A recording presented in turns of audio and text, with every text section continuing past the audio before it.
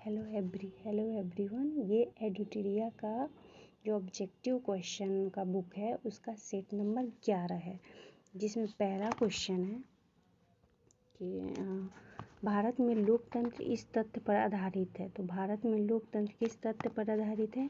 तो इसका ऑप्शन हो जाएगा बी। इसमें जनता को सरकार चुनने तथा बदलने का अधिकार प्राप्त है। ठीक है। भारत में संसदीय सरकार के निम्नलिखित में विशेषता है। तो भारत में संसदीय सरकार की विशेषता है कि बगैर सांसद बने कोई व्यक्ति केवल 6 माह तक मंत्री पद पर रह सकता है।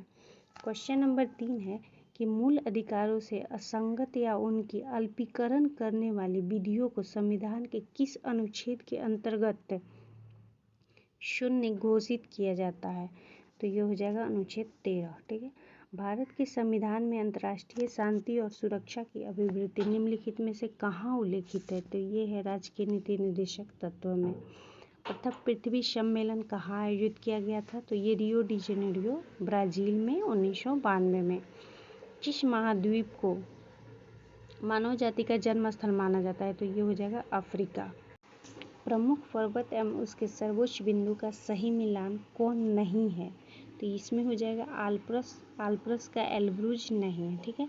निम्न में से कौन सा बिना उपग्रह के ग्रह है? तो बिना उपग्रह के ग्रह हैं ये हो जाएगा शुक्र और बुध। ठीक है। तो केवल एक और 4। ठीक है। 9 नंबर क्वेश्चन है कि ग्लोब पर किस वृत्त को बृहद वृत्त माना जाता है? तो ये हो जाएगा विषुवत रेखा को। यूएसए के राज्य में सिलिकॉन वैली अवस्थित है। तो ये हो जाएगा कैलिफोर्निया में। इलेक्ट्रोमैग्नेटिक तरंगें कैसे बनती है? तो ये बनती है फोटोन की गति के कारण। ठीक है। संगोला की संधि हुई थी 1750 में। तो 13 नंबर है जिसको मिलान करना है। तो रक्त प्लाज्मा हो जाएगा हल्के पीले रंग का तरल पदार्थ। ठीक है।